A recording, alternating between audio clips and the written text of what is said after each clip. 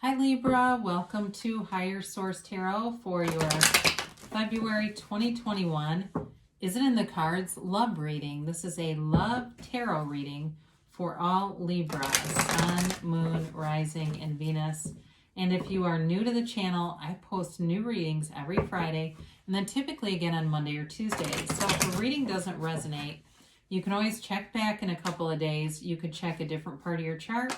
You can even watch an older reading if the title speaks to you. It's Sacred Divination, so the readings are timeless. I do have quite a few general readings. That's mostly what I do, but this is a special love reading that I do at the beginning of the month. So if you're looking for a general reading, they're definitely available on the channel. And if you haven't subscribed yet, I'd love to invite you to join us and become a subscriber. Then you'll know when I make any announcements and when new readings are posted. So let's begin and get the advice for Libra, Sun, Moon, Rising, and Venus. What does Libra need to know about love, please? All right.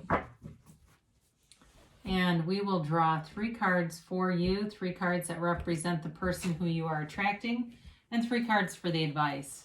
So you begin with the Devil, the 4 of Pentacles, and the 8 of Cups. That's you.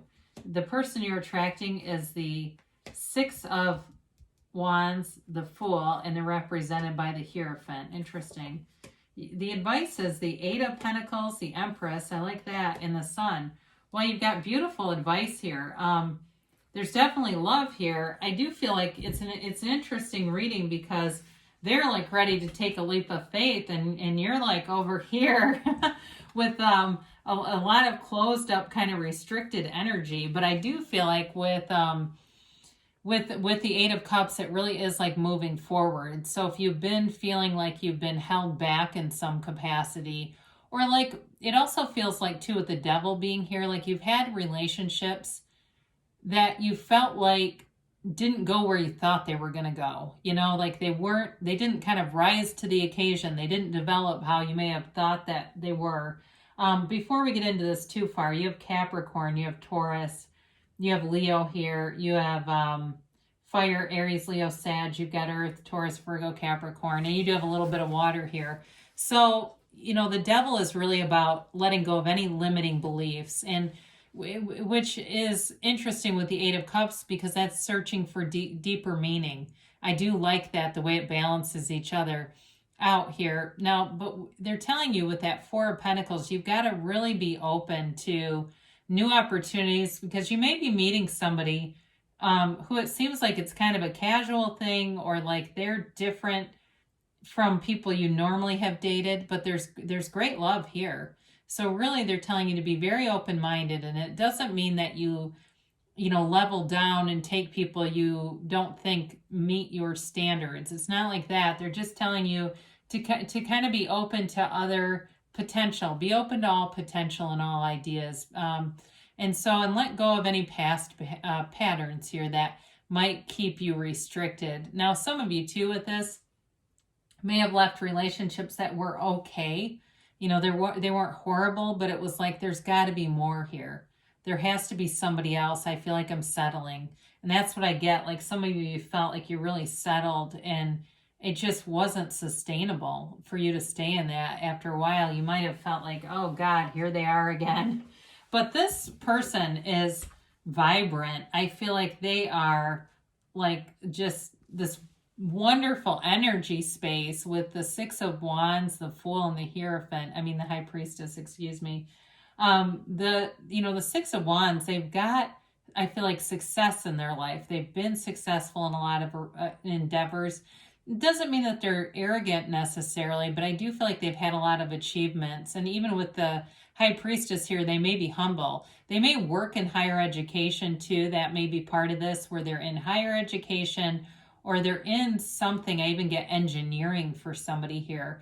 It's definitely somebody who is good at what they do and they have fun doing it. They're kind of a kid at heart in some ways. You know, I feel like they won't stay in anything for too long if it doesn't feel right to them. They have a really nice sense in terms of allowing their emotions to be their guide and in a very good way, in kind of a spiritual way, but I don't know that they even realize that's what they're doing.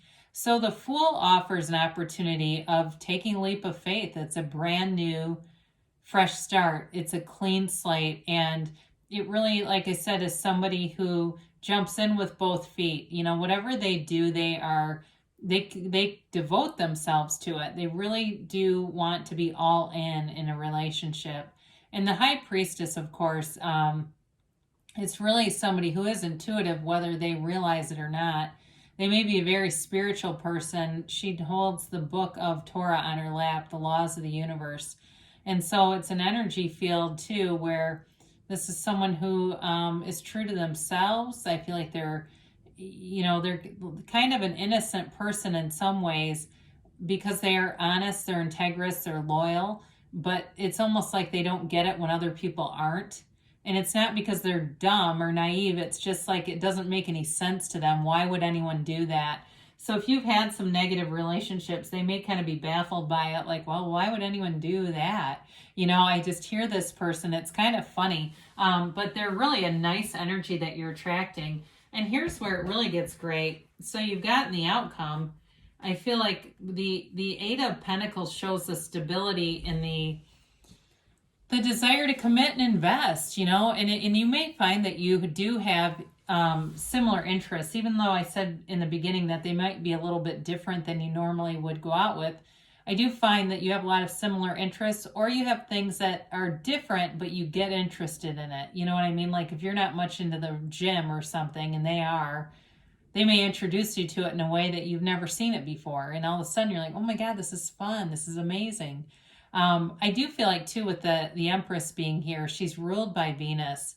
She's ruled by love. I mean, it's a wonderful, loving energy. And she's also the mother of the tarot. So be aware of that because your advice shows the mother of the tarot. So if you're not looking to procreate, they're telling you there's great possibilities here to be long-term and have a family with somebody, if whether you want it or not. How's that?